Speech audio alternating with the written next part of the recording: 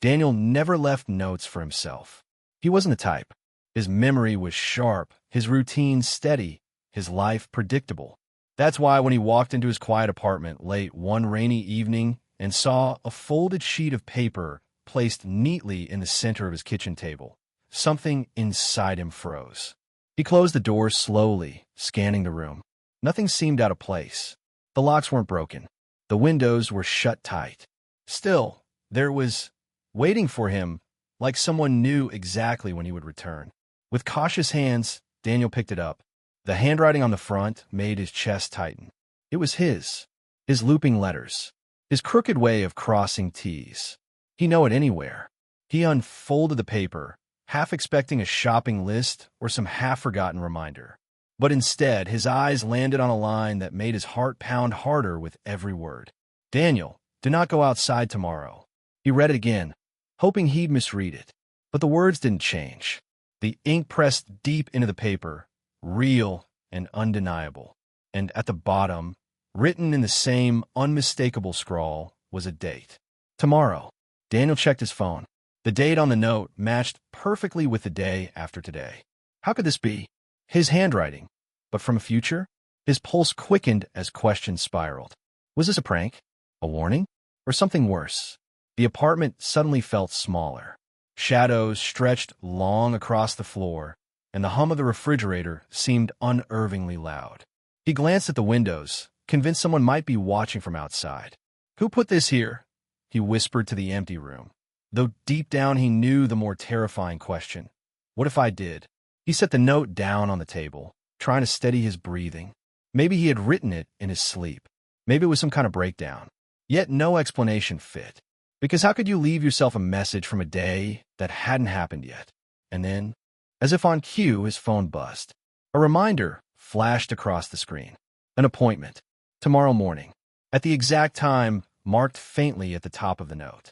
Daniel stared at the glowing screen, his throat dry, the words repeating in his mind like an echo. Do not go outside tomorrow. But the question he couldn't escape was simple. What would happen if he ignored it?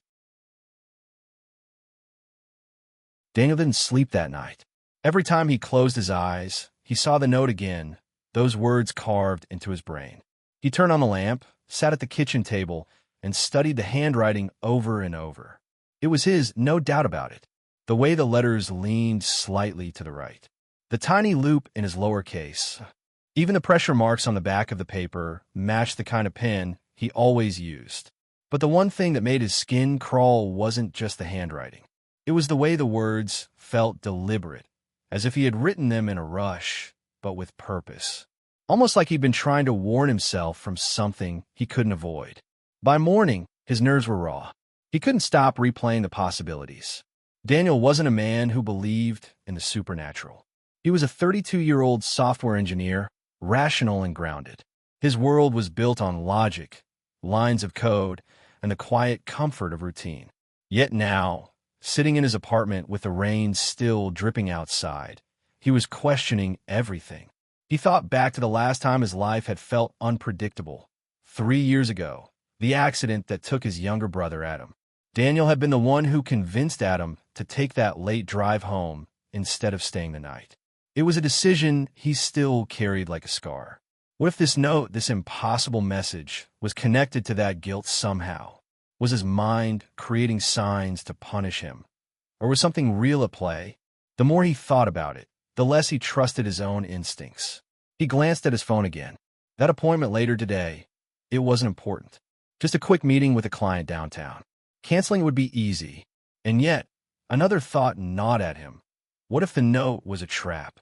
What if by obeying it, he'd set something worse in motion? As the day crept forward, Daniel found himself pacing his apartment, torn between fear and disbelief. He opened the curtains, then quickly shut them again, convinced he saw movement across the street. He checked his locks again, then sat on the edge of his bed, staring at the note as though it might change if he looked long enough. Hours passed, and he couldn't escape the feeling that someone, or something, was out there, waiting for him to make a choice. The clock ticked closer to his appointment time, each minute tightening the knot in his chest. And then his phone buzzed again. This time, It wasn't just a reminder. It was a new message. Unknown number. The preview line on the screen made his blood run cold.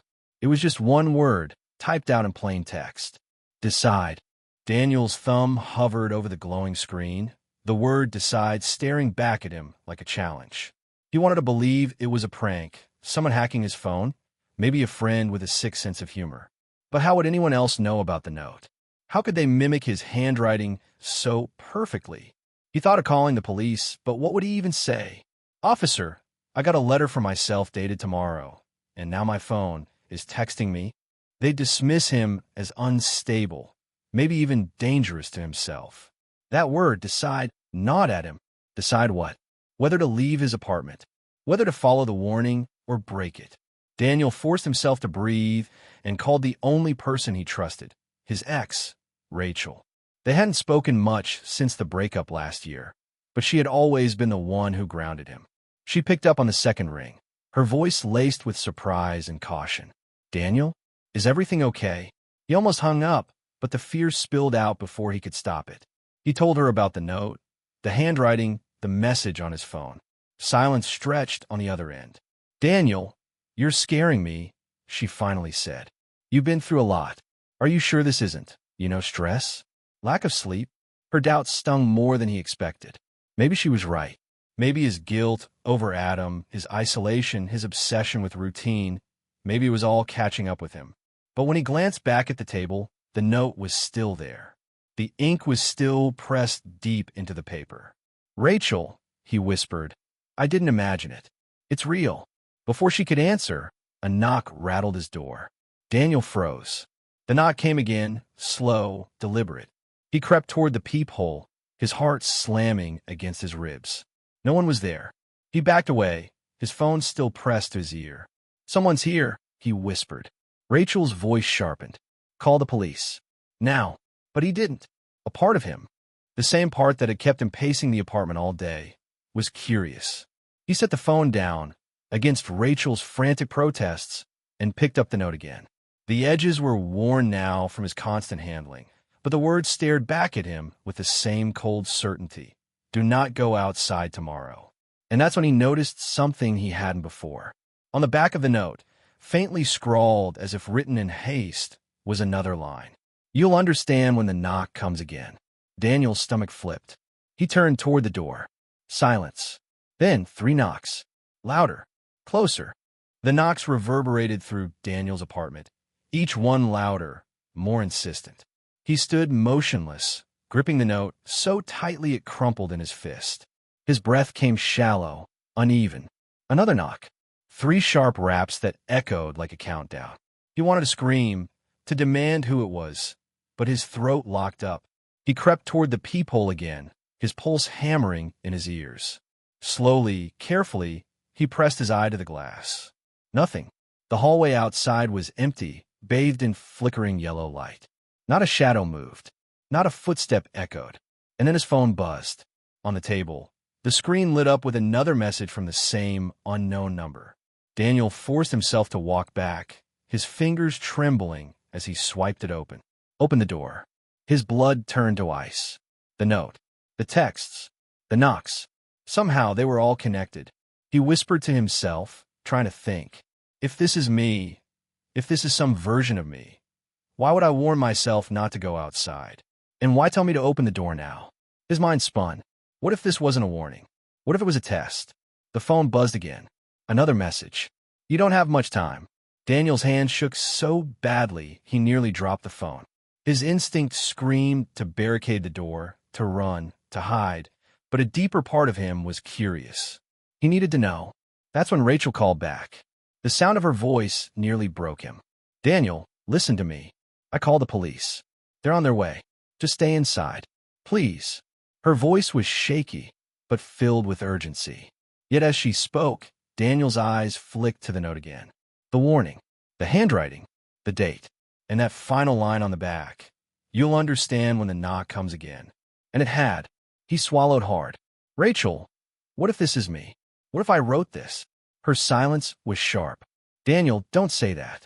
You're scaring me. Just wait for the police. But another sound cut through their conversation. This time not a knock, but the metallic click of his front door unlocking.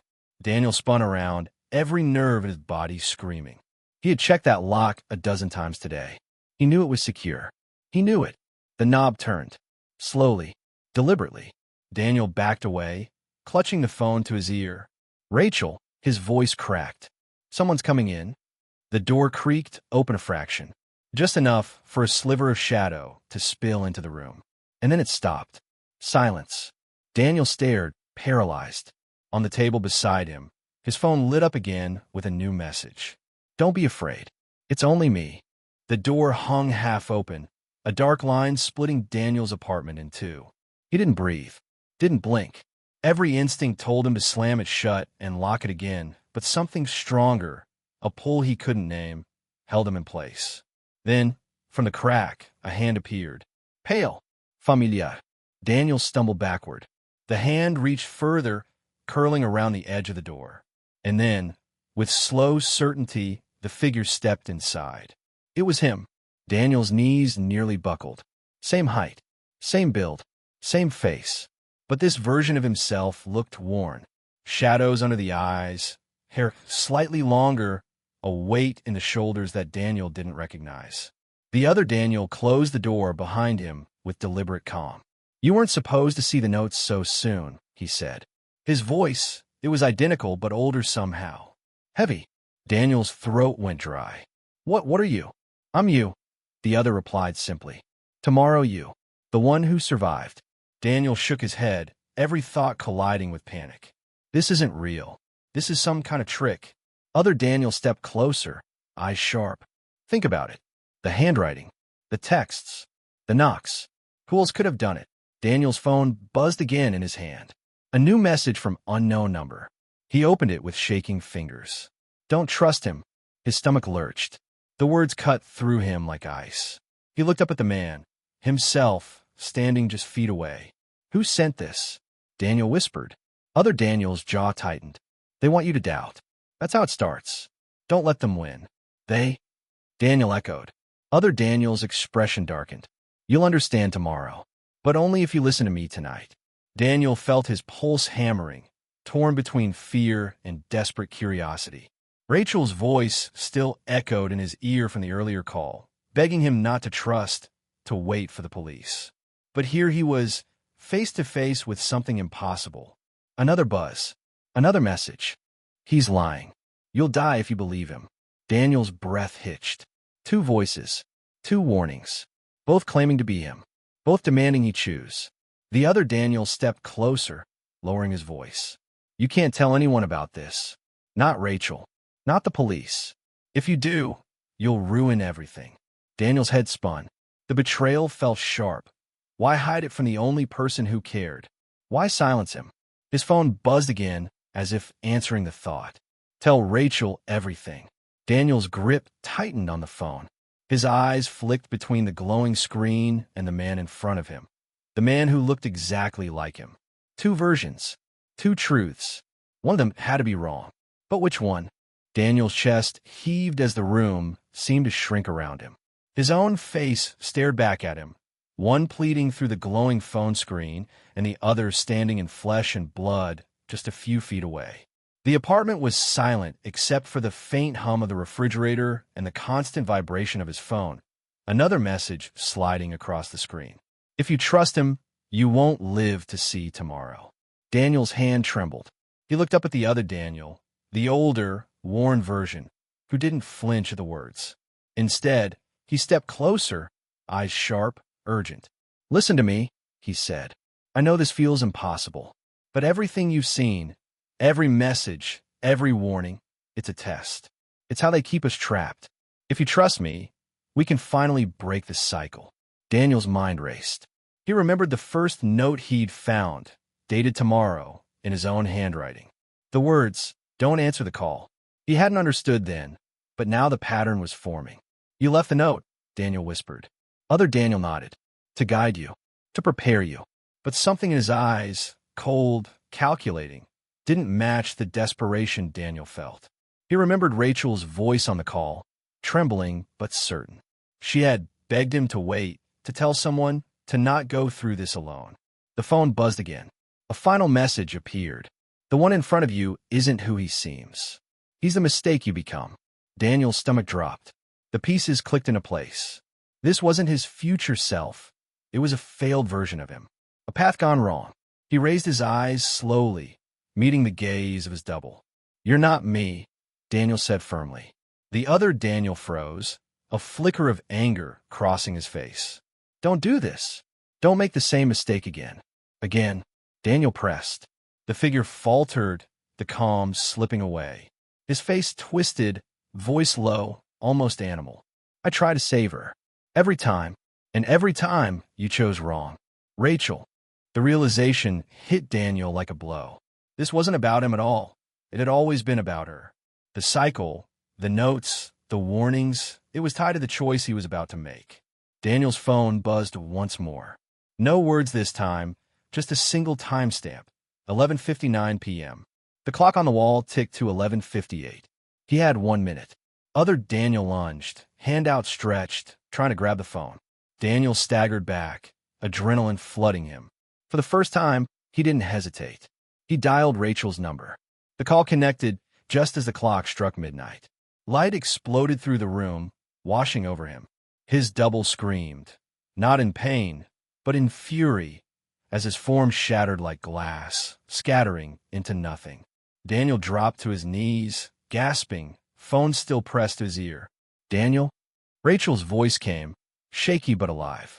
Tears blurred his vision. "I chose you," he whispered. And then he saw it. On the floor, where his double had stood, a final note. His handwriting. The date read tomorrow. The words chilled him. This isn't over. The apartment was quiet again, but not the same kind of quiet Daniel had known before. The air still hummed with the aftershock of what had just happened, as if reality itself had shifted in that burst of light. His phone trembled slightly in his hand, Rachel's voice still coming through the line. "Daniel? Are you there?" He exhaled slowly, pressing the phone to his ear. "I'm here," he said, his voice raw. I'm okay." There was a long pause, then a shaky laugh on the other end. "Good. For a second, I thought I'd lost you." Daniel's eyes drifted to the note on the floor. His handwriting, unmistakable. This isn't over. He bent down, picking it up carefully as though it might burn him. The paper felt real, heavy in his hand, but its message left him with more questions than answers. What cycle had he broken? And what cycle was still waiting for him? He thought of the other version of himself, the one who had claimed to be saving Rachel. Maybe that was true, in some way. Maybe every failed version of him had been clawing desperately for a different ending, but making the wrong choice along the way. But tonight, he had chosen differently. Not silence, not secrecy. He had chosen connection. He had chosen her. Daniel felt the tension in his chest ease just slightly. The next morning, he met Rachel at the cafe they used to frequent. The rain had stopped, the city washed clean, sunlight flickering across the wet pavement. She looked the same as she always had, but there was something grounding in the way she smiled at him, as if confirming that yes, she was here. She was real. They sat together, neither speaking much at first. The weight of unspoken things hung between them, but it wasn't unbearable. Finally, Rachel broke the silence. "So, did you figure out who left the notes?" Daniel hesitated, fingers brushing the folded paper in his pocket. He didn't tell her everything. Not yet. Instead, he looked at her and said, "I think they were reminders that sometimes the only way forward is to make the choice you're most afraid of." Rachel tilted her head, studying him. Then she reached across the table and squeezed his hand. For the first time in days, Daniel didn't feel like he was standing on the edge of something ready to collapse. Still, later that night, when he unfolded the note again, he couldn't shake the last 3 words. This isn't over. The message wasn't a threat anymore. It was a reminder. A reminder that life would always hand him impossible choices, and the only way through was to face them, not run from them. He placed the note in his drawer and whispered to himself, as if speaking to every failed version that had come before him. "I won't waste tomorrow." And with that, he finally slept.